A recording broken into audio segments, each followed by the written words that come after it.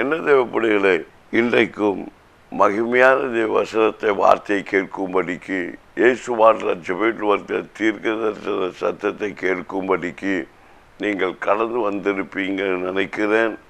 இந்த வசனங்களை, விளக்கங்களை, வார்த்தைகளை கேட்கும்படி வந்திருக்கிற ஒவ்வொருவரையும் இயேசு கிறிஸ்துவின் நிதான நாமத்தினாலும் இயேசு வாழ்கிற ஊழியத்தின் ஜெபத்தில் வரை தீர்க்க சத்தம் மூலமாகவும் வாழ்த்துகிறேன். வரவேற்க கர்த்தர் உங்களை ஆசீர்வதிப்பாராக.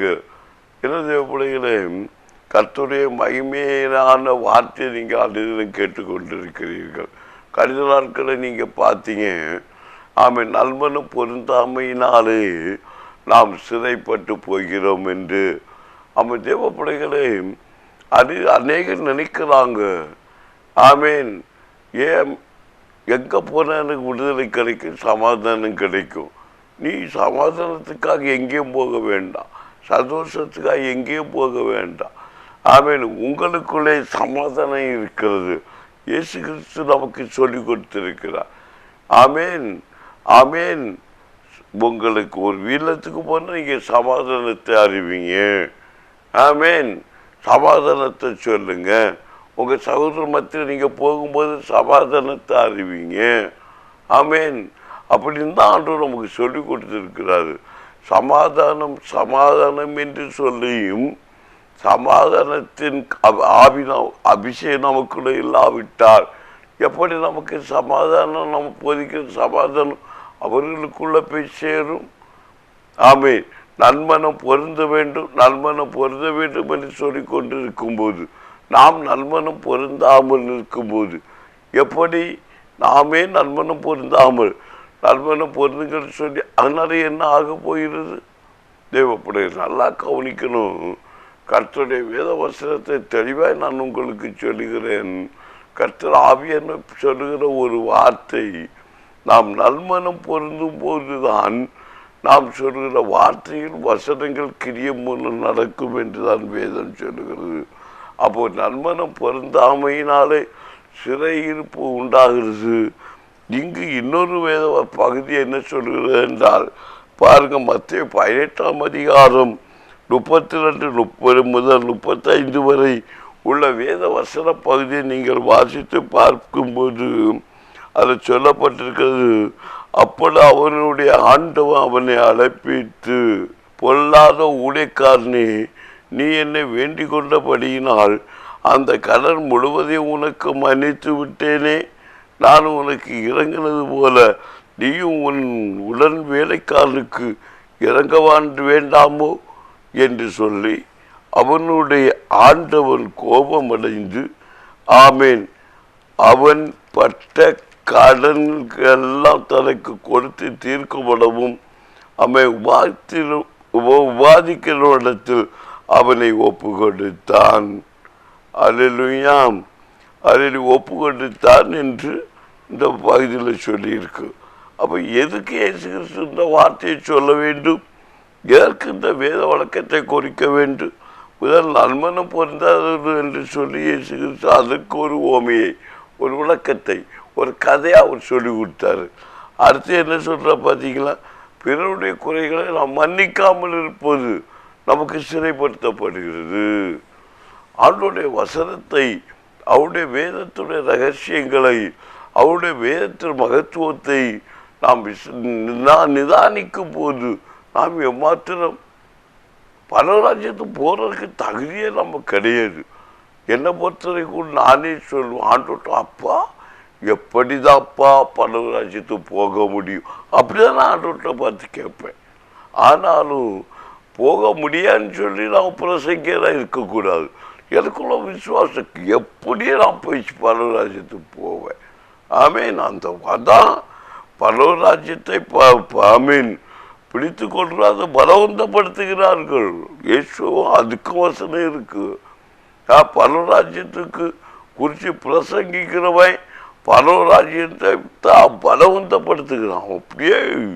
அப்படியே பிடிச்சிக்கணும், விடக்கூடாது. அவன் போதிக்கிட்டே இருக்கணும். பரவராஜ்யத்தை குறித்து, விசுவாசத்தை குறித்து பிரசங்கிக்கிற விசுவாசத்தை குறித்து அவன் பிரசவம் பண்ணிக்கிட்டே இருக்கணும். பரிசுத்த அபிஷேகத்தை குறித்து பிரசவம் பண்ணுறவை அந்த பரிசுத்த அபிஷேகத்தை தெளிவாக சொல்லி கொடுத்துக்கிட்டே இருக்கணும். ஆமேன். அதில் என்ன செய்யக்கூடாது, நீதியோட நியாயம் விசாரிக்கிற ஒரு சபை நீதி தவறாம நியாயம் விசாரிச்சுட்டே இருக்கணும். கொடுக்கப்பட்ட பணியை கரெக்டாக செய்துக்கிட்டே இருக்கணும். அதில் ஆசீர்வாதம் வந்தோ வரலையோ, நன்மை வந்தோ வரலையோ, நான் பெரிய ஆள் ஆனனோ ஆகலையோ, அது நீ முடிவு பண்ணியிருந்தும் நாம் அதை செய்கிற காரியத்தை செய்துக்கிட்டே இருக்கும்போது நிச்சயம் முடிவு உண்டு. அதுதான் வசனம் சொல்றது. அப்போ இங்கே இருக்குது, பிறருடைய குற்ற குறைகளும் மன்னிக்க போதுதான் நமக்கு பாவம் மன்னிக்கப்பட்டது. இன்னைக்கு ஆண்டு அதுக்கு ஒரு ஓமையை எப்படி சொல்ற பார்த்தீங்களா? அவனுடைய ஆண்டவன் அவனை அழைப்பித்து பொல்லாத உங்களுக்கு ஏன் இந்த வசனத்தை ஆண்டு சொல்றாரு? எப்பா, நீ 10,000 ரூபாய்க்கு பணத்தை கடன்பட்ட, நான் உனக்கு 10,000 ரூபாய் பணத்தையே நான் மன்னிச்சு விடுறேன். ஆமேன். ஆண்டவருக்கு அந்த ஓமையை அந்த வசனத்தை பாருங்க, விளக்கத்தை நீங்கள் நல்லா கேளுங்க. ஆனால் நீ உனக்கு 1000 பணம் கடப்பட்டவன் நீ மன்னிக்க மாட்டேங்கிறிய, அப்போ உனக்கு நான் எப்படி நான் மன்னிப்பேன்? ஆண்டவர் சொல்றாரு, ஆண்டவர் மன்னிக்கிற உன் பாவத்தை நீங்கள் நினைக்கிறீங்க என் பாவம் மன்னிக்கப்படணும். என் பாவமே, என் பாவமே, என் பெரும் பாவமே. உன் பாவத்தை நீ மன்னிக்க நினைக்கிற. ஒரு சகோதர உணர்ச்சிய குற்றத்தை நான் மறக்கவே மாட்டேன். சாவியை தானே மறக்க. நீ அப்போ சாவியை மறக்க மாட்டேன்னா நீ சாவும் மாட்ட, உன் பாவம் உனக்கு மன்னிக்கப்பட மாட்டேன். அதுக்கு அர்த்தம் என்ன? உன் வியாதி உன்னை விட்டு போகவும் செய்யாது, உன் தரத்தில் உன்னை விட்டு மாறவும் செய்யாது.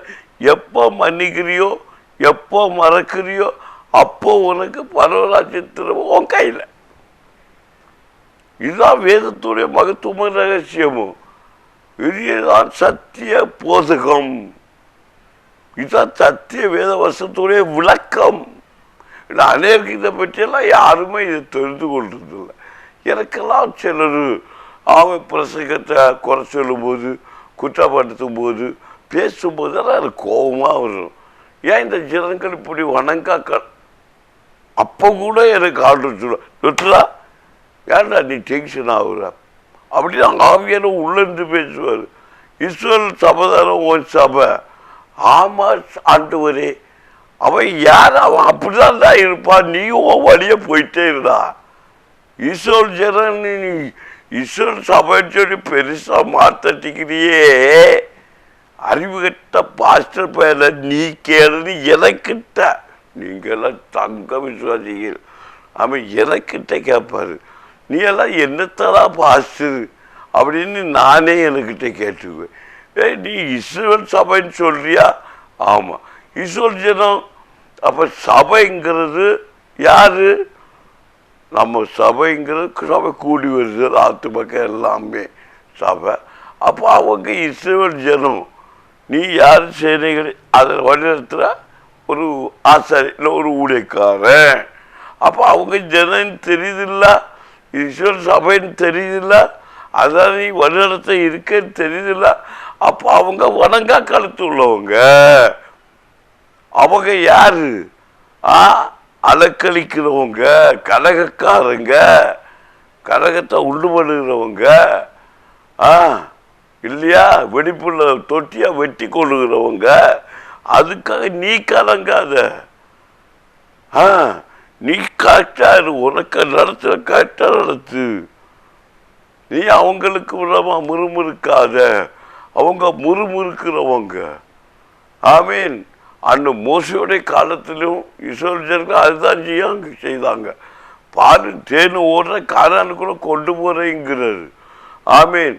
ஆனால் பாலும் தேனும் ஓடுகிற கானானுக்குள்ள கொண்டு போறேன்னு சொல்லும்போ ஆசுவாத்துக்குள்ள போகும்போது நடத்தப்படும் போதுக்கு அவங்க என்ன ஜனங்கள் எப்படி நினைச்சிட்டு இருந்தாங்க? அந்த பழைய கொமிட்டி காய்க்கும் அந்த சுய ஒரு சின்ன ஆதாயத்துக்காக தான் ஆண்டவரை முறுமுறுக்கிறாங்க.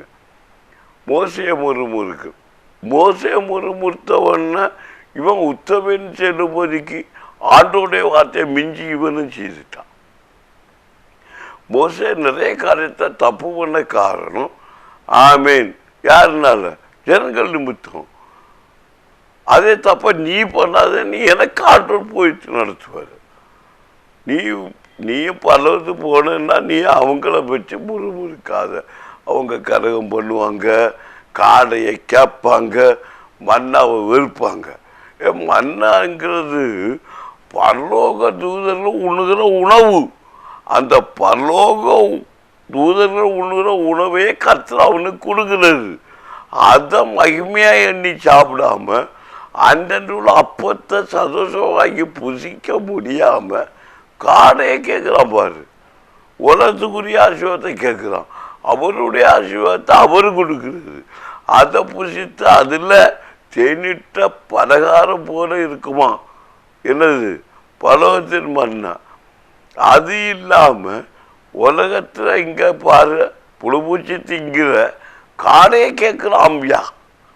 ஆண்டோர் பலவ மண்ணாவை பலவ தூதர்களுக்கு திங்கிற மண்ணாவை மனுஷனுக்கு கொடுக்கிறாரு. பொல்லாத மனுஷனுடைய கலக்கம் அவன் எப்படிப்பட்டவனாக இருக்கான். மொத்த பாவத்தில் பிறந்து பாவத்தில் நடத்தப்படுகிறவன் இருக்கான். அந்த ஆசாரி லேவியனுக்கு சொன்னது போல ஆமீன். தேவ பிள்ளைகளை நாம் நல்லா நிதானிச்சு பார்க்கணும். ஈஸ்வர் ஜனம் அப்படிதான் கலங்கிட்டு இருக்கு. நான் என் சபையை நினைக்கும் போதெல்லாம் இந்த ஜனம் ஏன் இப்படி நான் உண்மையாக நடத்துகிறேன், ஏன்னா நடத்துல குற்றம் கண்டுபிடிக்கிறாங்க, குறைய கண்டுபிடிக்கிறாங்க. என்னுடைய இதயத்தில் என்ன இயக்கலாம் அறியாமல் இருக்கிறாங்க. இயேசு கிறிஸ்துவ போராடையெல்லாம் குற்றம் கண்டுபிடிச்சாங்க, குறை கண்டுபிடிச்சாங்க. அற்புதம் செய்தா அதுலேயும் குற்றம், பேசுனா அதுலேயும் குற்றம். ஆமீன் ஆமீன். சத்தமாக ஒரு சொல்லுங்களேன். குற்றம் கண்டுபிடிக்க கேள்வி மேலே கேள்வி கேட்டாங்க. எல்லா கேள்விக்கும் அவர் வசனம் மூலம் பதில் சொல்லிக்கிட்டே இருந்தார். பிசாசும் கேள்வி கேட்டான். பிசாசும் என்ன செய்யறான், கேள்வி கேட்டான். ஆனால் பிசாசுக்கு அவர் வசனத்தினால பதில் சொல்லி அவருக்கு பதில கொடுத்தாரு. வசனத்தை மாறலை. இன்னும் அநேக என்னுடைய ஊழிய பாதையில் இவர் சொல்கிற ஒன்றும் மனசிலாக மாட்டேங்கிறாங்க. ஆமீன். அப்போ எனக்கு அது பயங்கர வேதனையாக இருக்கும். சிலர் சொல்லுவாங்க நீங்கள் பேச கேட்கவே மாட்டேங்குது நீ. ஆனால் நான் ஒரு காலத்தில் பேசும்போது என்னுடைய வாழ்க்கையில் என்ன சொல்லி இருக்கிறாங்க, பயங்கர சத்தம், உங்களுக்கு சத்தத்தினால செவி அடைச்சி ஆகுதுன்னு சொல்லுவாங்க. ஏன் இந்த ஸ்டுடியோவில் நீங்கள் வார்த்தை கேட்டிருக்கும்போது ஸ்டுடியோவில் கூட அதிக சத்தத்தை குறைகின்னு சொன்னதை நான் கேட்டுருந்தேன். இப்போ என்னோட சத்தம் குறைவாக இருக்குதுன்னு சொல்கிறதும் மக்கள் சொல்கிறது நான் கேட்குறேன். ஏன்னா என்னுடைய வாழ்க்கையில் எல்லாமே ஒரு அனுபவம். நான் அனுபவம் இல்லாமல் ஒரு வார்த்தை கூட பேசுறதில்லை மக்களே. ஆனால் எல்லாவற்றையும் அனிதனை என்னை நடத்துகிறவர் காட்டு, ஒரு தெய்வம் அப்படியே நடத்துகிறவர் காட்டு. அதான் சொல்ற, நீ மன்னி, நீ மறைக்காத. உன் பிள்ளை செய்த தப்ப கூட நீ மறைக்கிற. அப்போ பிள்ளை மறைக்க நிமித்தம் உன் பிள்ளை வாழ்வடைய முடியல. உன் புருஷன் செய்த தப்ப நீ மறைக்காத. நீ மன்னிக்கணும், நீ வெளியரங்கமாக்கு. என் பிள்ளை இப்படி ஒரு தப்பை பண்ணிட்டாயா, என்ன மன்னிச்சிருங்கன்னு சொல்லிட்டு எந்த மனுஷனுக்குள்ள அந்த பிள்ளை தப்புன்னு அவன்கிட்ட மன்னிப்புக்கல. நான் கருத்தால் சொன்னேன் இல்லையா, ஒரு பாஸ்டையா ஒரு போதகர் ஐயா ஒரு பாரம்பரிய திருச்சபையில் என் தகப்பனார் நீக்கிறார். அவருக்கு பதவி அதிகாரம் ஏதோ பாஸ்டர் எல்லாம் நிஷ்சாரமாக நினைக்கிறோம் உண்டு. எச்சரிக்கையாக இருந்துக்கோ, பிடிச்சி அடிச்சு விடுவார். ஒரு காலத்திலையும் ஊழியக்காரங்களை துக்கப்படுத்துகிற குடும்பம் அசுவம் வாழ்ந்ததுதான் சரித்திரமே கிடையாது. அந்த காலத்தில் நான் அநேக சாட்சியை சொல்லுவேன்.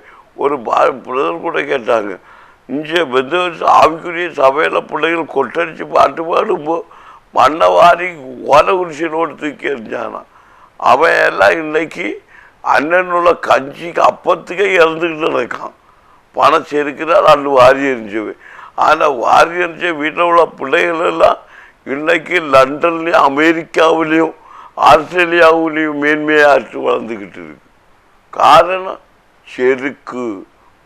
ஆண்டவருடைய பிள்ளைகளை பார்த்து குற்றப்படுத்துவது, ஆவிக்குரிய பிள்ளைகளை பார்த்து குறை சொல்வது, ஆவிக்குரிய பிள்ளைகளுக்கு விரோதமாக எழுப்பி நியாயம் தீர்ப்பது எச்சரிக்கையான காரியம். நான் ஒன்று கூட சாட்சியர், என் தகப்பன், ஏன் என் குடும்பம், என் சபையை உள்ள காரியம். நான் இன்னைக்கு சொல்லுவேன், ஒரு சகோதரர் 40 நாள் உபாசம் இருக்கப்போ முடிவு அன்னைக்கு அவர் சகோதரி எங்கள் சபையில் உள்ள ஊழியக்கார பிள்ளையாக இருக்கிறார். 2 பிள்ளைகள் உண்டு. பிள்ளைகளை கூட இருக்கிறான். முடிவு நாள் காய்கறி எல்லாம் வெட்டி அதை பயங்கர பண்டிகை நாள் கொண்டாடும் போது இவன் புருஷன் ஒரு நல்லா ஒரு குடிக்கிற ஒரு தேவ மனுஷன்னு வச்சுக்கிறீங்களா? என்ன பார்த்து தப்பாக சொல்லிட்டீங்க. குடிக்கிற மனுஷன் தேவ மனுஷனா? கண்டிப்பாக அவன் மனம் திரும்பான். குடிக்காமல் வெறிக்கிறவன் தான் மனம் திரும்ப மாட்டான். குடிச்சு வரிக்கிறவன் ஒரு நாள் மனம் திரும்புவான். ஆனால் குடிக்காத வரிக்கிறவனுக்கு அடிதான் கொடுத்து ஆண்டவர் திருத்துவார். அதனால சொன்னேன், அந்த குடியார அந்த தெய்வ மனுஷன் அவர் என்ன செஞ்சிட்டாரு? தன்னுடைய தாயார் வீட்டுக்கு, அதாவது அந்த சகோதரிக்கே தாயார் வீட்டுக்கு ஃபோன் பண்ணி, மோளை காணல, எங்கேயோ போயிட்டா, 2 பிள்ளைகளையும் குட்டின்னு சொல்லிட்டு ஃபோன் அடிச்சு. கடைசியில் அந்த சகோதரன் ஒருவன், அவன் நல்ல ஒரு குடிக்கிற தெய்வ மனுஷன். அவர் பயங்கரமாக கலக்கம் உண்டாக்கி அவர் ஒரு வாட்டி காரியம் பிடிச்சிக்கிட்டு, நீ எங்கே இருக்கா? அது நான் இங்கே இருக்கேன். அங்கே யாரை கேட்டு போனேன்? அப்படி இப்படின்னு பின்ன தெரியாதா? குடிக்கிற தேவ மனுஷன் மாதிரி எப்படி நீதிமான் சந்ததி இல்லையா, எப்படி பேசுவாங்க? அவங்களுக்கு உரிய பாசையில் அவங்க நல்லா தகர்த்து பேசிக்கிட்டு சபைக்குள்ளே வந்தாங்க. அந்த 4 மணி, காலையில் 4 மணி இருக்கும். பிள்ளைகளெல்லாம் ஜபத்தில் இருக்காங்க. 40 நாள் முடிவு வாசல். நான்லாம் அப்படி கிறங்கி போய் நிற்கிறேன். ஆண்டவரே கர்த்தருடைய பாதத்தில். அவர் எங்கள் சபை அந்த வாசல் முன்னே வந்து நின்று கேட்குறாரு, டேஸ் மோனே, நீ எல்லாம் ஒரு பாஸ்டரா அப்படின்னு சொல்லிவிட்டு என்ன தாராளமாக பேசிக்கிட்டு, கட்டோரத்தை பேசிக்கிட்டு சகோதரியா அடிக்கிறது, கையை வாங்குறாரு. நான் இங்கே பார்த்துட்டே இருக்கிறேன். இங்கே நிற்கிறது சொல்ல வேண்டியதான அவளை இவளை நீ சாட்டு போட்டு அந்த பிள்ளை. எனக்கு மனசு துக்கப்பட்டது, பாரப்பட்டது. ஆண்டவரே, எங்கேயோ படத்து போகிறாங்க, பிச்சுக்கு போகிறாங்க, அங்கெங்கே தகப்பனும் தாயும் அனுப்புகிறாங்க, எங்கெங்கேயோ போகிறாங்க. அதுக்கெல்லாம் பிள்ளைகளை அடிக்கவும் ஆள் இல்லை, அதுக்கெல்லாம் பிள்ளைகளை திட்டம் ஒரு வாசம் கொடுக்கையில் தேவனை ஆராய்ச்சி இருந்த பிள்ளையை இப்படியே கண்ணு முன்னாக திட்டாளன்னு மனசு ரொம்ப வேதனையாக இருந்தது. அல்லேலூயா. அந்த சகோதரருக்காக பாரத்தோடு ஜெபித்தேன். அவனுடைய குறைகளை மன்னித்து அவரை பாருங்க. அந்த சகோதரி முடித்து விட்டு போனாங்க. அங்கே வீட்டில் ஒப்புரவாகி சேர்ந்துக்கிட்டாங்க, ஒரு பிரச்சனை இல்லை. ஆனால் ஆண்டோரை மறக்காமல் வைத்திருந்தார். நான் மன்னித்து விட்டேன், அவங்க எல்லாம் மன்னிச்சு மார்பு ஆனால் ஆண்டோடைய சமத்தில் பேசப்பட்ட வார்த்தை அது மன்னியாமல் இருக்கிறது. அந்த மனுஷன் அந்த வார்த்தையை நினைத்து அவன் அழவில்லை, நண்பனும் திரும்பவில்லை. ஆனால் ஒரு நாள் திரும்புகிற காலகட்டம் வந்தது. ஆண்டவருடைய செவி அடைக்கப்பட்டது. நான் உணர்ந்தேன். நான் மன்னித்து அவரை தேடி போனேன். 2 நாள் காரு கொண்டு போய் தம்பி, எங்கள் உழைத்து வாங்க தம்பி, நீங்கள் குடிக்கிறீங்க தம்பி, வாங்க தம்பி, உங்களை மாதிரி நண்பர்கள் எத்தனை பேர் கூட இருக்காங்க, நீங்கள் கார் ஓட்டுவீங்கன்னு கேள்விப்பட்டேன், எனக்கு உண்டான காரை நீங்கள் ஓட்டுங்கள் என்று சொல்லி கார் சாவி கையில் கொடுத்து வாங்க தம்பி என்று சொன்னேன். அவர் என் கையை தட்டி விட்டு 3 நாட்கள் என் கையை தட்டி விட்டு போனார். நான் சற்று வேதனையாக இருந்தேன். ஒரு நாள் பைக்கு, என்னுடைய நண்பருடைய பைக்கு, இந்த பைக்கை நான் விட்டு வருவேன் என்று சொல்லி அவர் போனவர் திருப்பி வரவே இல்லை. 1 மணி நேரம் அவருக்காக அவருடைய வீட்டில் நான் காத்திருந்தேன். என்னுடைய உடைக்கார சகோதரோடு நாங்கள் காத்து ஏமாந்தவர்களாக நான் பாரத்தோடு ஜெபித்துக்கிட்டு வந்தேன். 5 ஆண்டுகள் கழியும் போது அந்த சகோதரர் ஏதோ ஒரு பிரச்சனையில் மாட்டி அடிபட்டு விழுந்து நொறுங்கி கால் கை அடிபட்டு மருத்துவமனை திரும்ப விட்ட சூழ்நிலையில் ஏதோ ஒரு வியாதி என்று சொல்லி திரும்ப விட்ட வேதனையில் அவர்கள் அந்த தம்பியை கடைசியில் மருத்துவம் கைவிட்டது. உடனே என்னுடைய ஜெப வீட்டுக்கு அந்த சகோதரிக்கு அழைத்து வந்தார்கள். அழைத்து வந்தபோது நான் அந்த சகோதரரை ஏற்றுக்கொண்டேன்.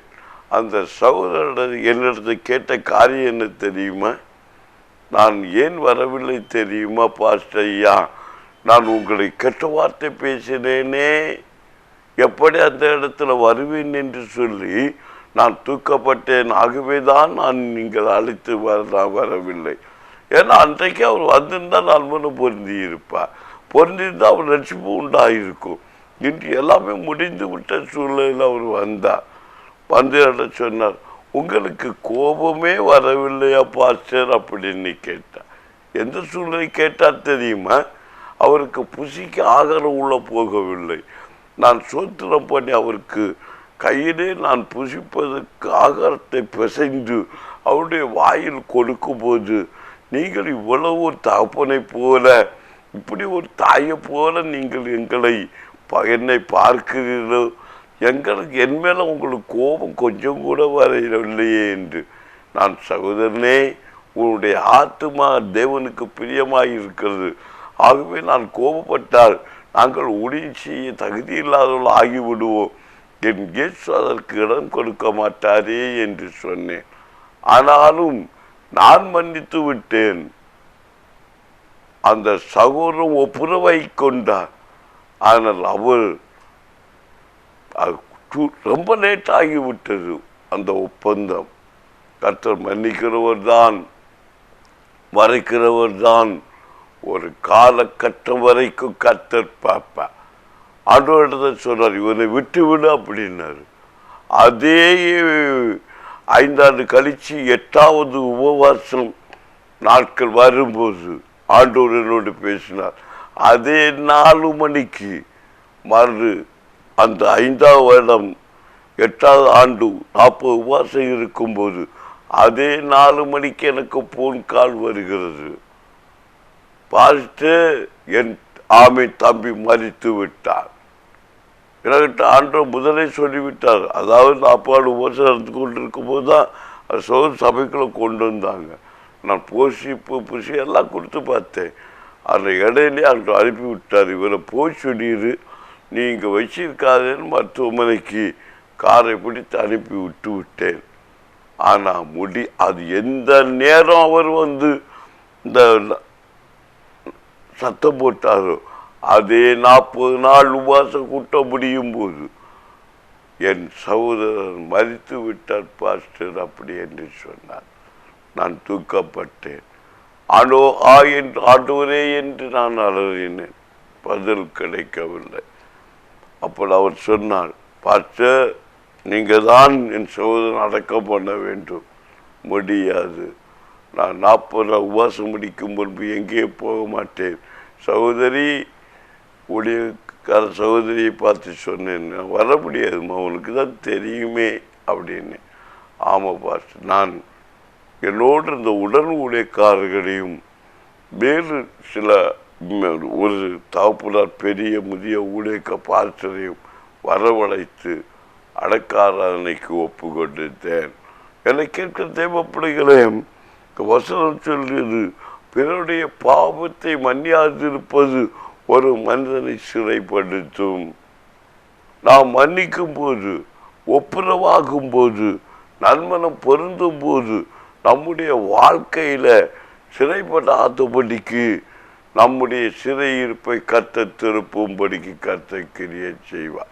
யோபுங்கிற பக்தரை குறித்து கூட நாம் பார்க்கும்போது அவிதமாய் வேத வசனம் சொல்கிறது. என்னை கேட்கிற தேவ பிள்ளைகளே, ஆகவேதான் சொன்னார், நான் உனக்கு கடப்பட்டது நீ நீ அமேன் மன்னித்து நீ ஏற்றுக்கொண்டாய், நான் உன்னை மன்னித்தேன்.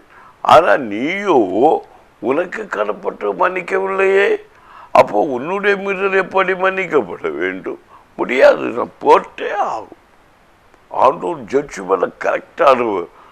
எல்லாரும் சொல்லுவாங்க, ஆமென், மற்ற தெய்வம் தான் உறவை வீங்க வைக்கும், மற்ற நம்ம இயேசுங்கிற தெய்வத்தை விட பராக்கிரமசாலியான தெய்வம் வேற ஒண்ணுமே கிடையாது. எழுதி வைத்து பதில் கொடுத்து அடி கொடுக்கிறவர்ல இயேசுதான் நம்பர் 1.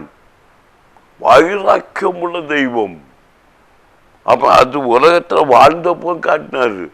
எல்லா மனுஷனும் இல்லை ஒரு ரவுடி இல்லை ஒரு பெரிய ராஜா, அவன் ஏதாவது ஒன்று செய்து தான் அடிப்பான், பிறர் செய்ததை வாங்கி தான் அடிப்பான். அதனால் நம்ம இயேசுவை பாருங்க, தேவாலயத்தில் ஒரு பெரிய ஒரு போராட்டம் நடந்துட்டு இருக்கு, வியாபார ஸ்தலமாக மாற்றிட்டு இருக்கிறாங்க. அவருக்கு மூர்க்கம் அதிகமாகி விட்டது. அவர் சொந்தமாகவே ஒரு சவுக்கை எடுத்து சாட்டியை உண்டு பண்ணி எல்லா மனுஷன் அடித்து உதைச்சி தர்றான், தனி மனுஷனா நின்று. அவ்வளோ வைராக்கியம் அவனுக்குள்ளே இருந்தது. அப்போ உடனே அப்போ அந்த நேரத்தில் பார்க்கும்போது இவர் மெஸ்ஸியாவா, இவர் ரவுடிமா நடக்கிறான். ஆமாம், உண்மைதான். அப்பவும் தீர்க்கதரிசனம் நிறைவேறுகிறது. கரகக்காரன் ஒருவனாக இரட்சகர் பார்க்கப்பட்டா, கலகக்காரர்கள் ஒருவனாகு. வசனத்தை படிப்பி நம்ம உடம்பெல்லாம் அப்படியே சிரிக்கும்.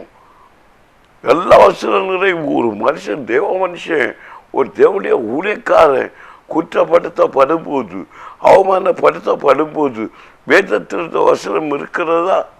இந்த கஷ்டத்தை அனுபவிக்க நான் பார்க்க வேண்டானா?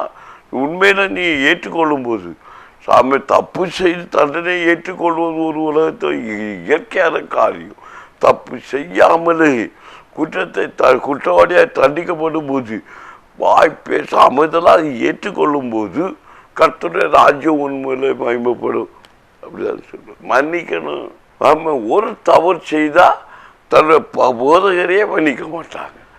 அப்போ இவங்க எந்த ஆவிக்குரிய சபையில் போய் ஆராய்ச்சி இவங்க மன்னிப்பை பெற்றுக்கொள்ள போகிறாங்க அப்படின்னு பைபிள் சொல்லுவேன். சாரி, நான் இன்னும் பிரசங்கம் பண்ணிட்டு போனால் போயிட்டே இருப்பேன். இப்போ டைம் முடிய போய் ஜபிக்க போகணும். நான் ஜபத்தில் 5 நிமிஷம் உங்களை நடத்தி ஆகணும். வசனத்தை நாளைக்கு இதே வசனத்தை நான் வச்சிருக்கிறேன். நீ மன்னி, அப்போ தான் உன் பாவம் உனக்கு மன்னிக்கப்படும். உன் கணவனுடைய குறைகளை மன்னி, உன் பிள்ளைகளுடைய குறைகளை மன்னி, உன் பிள்ளைகளுடைய குறைகளை மன்னி. நீ மன்னியாக இருப்ப ஒன்னையே சிறைப்படுத்துது. நான் சொல்லலப்பா, பைபிள் சொல்லுது. நாளைக்கு கூட பார்ப்போமா? வாங்க. கணவனுடைய கணவன் செய்த தப்பே மன்னிக்க முடியல, உன் பிள்ளை செய்த தப்பையே உனக்கு மன்னிக்க முடியல, உன் சகோதரன் செய்த தப்பையே உனக்கு மன்னிக்க முடியல. நான் மறக்க மாட்டேன், அவனை நான் பார்த்துக்கோ அப்படிங்கிற. நீ ஆவியா இல்லை நீ அபிஷேகத்தை உள்ளவளா? சாரி, மன்னிச்சு இருக்க. நீங்கள் பார்க்காம இந்த நிகழ்ச்சியை பார்க்க யாரும் இல்லை. ஆமே, நம்ம சிந்திச்சு பார்க்கணும். ஆமே, நாளைக்கு வரீங்களா? இப்போ ஜபிப்போமா? முறுமுறுக்கு வச்சுட்டு ஜனம் கூட ஜபத்தை வராதுங்க. எல்லாமே நீங்கள் முறுமுறுப்பை விட்டுக்கிட்டு கூடி ஜபிப்போம், அற்புதத்தை பெறுவோம். ஆமீன். கண்ணை முடிறீங்களா? கண்ணை முடிங்க. அன்பின் பரலோக தகப்பனே, உம்மை நாமத்தை மகிமைப்படுத்தி கொண்டிருக்கிறோம். வேத வசனங்களும் விளக்கங்களும் என் அன்பு பிள்ளைகளுக்கு கலப்படம் இல்லாதபடிக்கு கொடுக்கும்படி கிரியை செய்துட்டு இருக்கிறீங்க. அதுக்கு நன்றி செலுத்துகிறேன். எங்கள் பிள்ளைகள் ரட்சிப்பை காணணும், விடுதலை காணும்படிக்காய் ஜெபிக்கிறேன். ஒரு எழுப்புதல் எங்கள் தேசத்தில் உண்டாகணும். நீர் என்னோடு பேசுகிற வார்த்தை நடக்கட்டும் ஆண்டவரே. எங்கள் பிள்ளைகள் ரட்சிப்பை காண்பார்களாக, விடுதலையை காண்பார்களாக, சமாதானத்தை காண்பார்களாக, சந்தோஷத்தை காண்பார்களாக. எங்கள் இந்திய தேசம் ரட்சிக்கப்பட்ட தேசமாய் மாறுவதாக. இந்திய தேசத்தில் அருவருக்கிற கிரியைகள் மாற்றப்படட்டும். இந்திய தேசம் முழுவதும் இயேசுவின் தேசமாய் மாறட்டும். இயேசுவின் உபதேசத்தின் நிறைவு ஒவ்வொரு சட்டத்திட்டங்களிலும், ஒவ்வொரு ராஜ்யங்களும், ஒவ்வொரு பாராளுமன்றங்களிலும் ஆமீன் உண்டாகும்படிக்கு ஒலிக்கும்படி கர்த்தர் கிரியை செய்வீராக. 2030 இந்த தேசத்தில் ஒரு ஒளி பிரகாசிக்க போகிறது. நான் ஸ்தோத்திரம். 2030 அபக்கரவ சபரியல அவுடபக்கரவ சபரி வரபிக்க பந்துர வரையக்கர அவுடபரியலபிக்க கர்த்தருடைய மகிமைக்காய் நன்றி. உடபக்கரவ சபரி பலா அவன் தேவப்படுறது. எங்கள் தேசம் கர்த்தருடைய மகிமை, எங்கள் தேசம் கிறிஸ்துக்கு பிள்ளைகளாக ஒவ்வொரு கிறிஸ்துவ மக்களும் ஜொலிக்கணும். ஒவ்வொரு நட்சத்திரம் ஜொலிக்கணும். அவங்களுடைய பிள்ளைகளாக ஜொலிக்கணும். கிறிஸ்துவை போல மாறணும். ஒவ்வொரு கிறிஸ்துவ பிள்ளைகளும் கிறிஸ்துவ சாயலை ஏற்றுக்கொள்ளணும். ஒவ்வொரு மனுஷர்களும் பூமியில் வளர்கிற எல்லா மனுஷர்களும் எல்லா மனுஷிகளும் இயேசுவின் அன்பை காணணும். இயேசுவின் அன்பை காணணும். மதம் மார்க்கம் பிரிவினை இல்லாது ஒற்றுமையின் தேசமாய் எங்கள் தேசம் மாறணும். இந்த வேத பகுதியில் சொல்லப்பட்ட வார்த்தையின்படி பரிசுத்தாவின் அபிஷேகம் பண்ணப்பட்ட பிள்ளைகளுக்கு மதமில்லை, மார்க்கமில்லை, மார்க்க பேதமில்லை. இதெல்லாம் மாம்சத்தின் கிரியைகள். இப்படிப்பட்ட மாம்சத்தின் கிரியிலும் உண்டு விட பொல்லாத கிரிகள் அழிக்கப்பட்டு ஆவிக்குரிய கரிகளாலும் ஆவிக்குரிய வரங்களாலும் எங்கள் பிள்ளைகள் நிரப்பப்படுவார்களாக, நல்மனம் பொருந்துவார்களாக, மன்னிக்கிற சுவாபம் உண்டாவதாக இயேசுவின் நாமத்தில் கட்டளை கொடுக்கிற வியாதி எல்லை விட்டு ஓடட்டும். பிசாசு எல்லை விட்டு ஓடட்டும். பொல்லாத கிரிய தரித்திரம் கடற்பார கொண்டு பொத்தலான பைகள் ஆசுவ போக வைக்கிற கிரியைகள் இயேசுவின் நாமத்தில் அழிக்கப்படுவதா. கர்த்தரோடு நாம் மட்டுமே படட்டும். பரிசுத்தாவியான ஆலோசனை நடத்தும். ரத்த கோட்டைக்குள்ள மறைத்து பாதுகாத்துக்கொள்ளும். இறக்கம் செய்யும், பலப்படுத்தும். நல்ல பிதாவே, ஆமென். ஆமென். என்ன தேவப்பிள்ளைகளே, இன்றைக்கும் ஜெபத்தில் பங்கு கொண்டீங்க. அநேக வசனத்தை கொண்டு பேசியிருக்கிற நாளைக்கும் அர்த்தருடைய அமேன் அமேன் சிறையிருப்பில் ஒப்பு கொடுக்காதபடிக்கு மன்னிக்கிற சுவாபத்து வார்த்தையை குறித்து கேட்பதற்கு வாங்க கதைக்கிறீர்களாக. ஆமென்.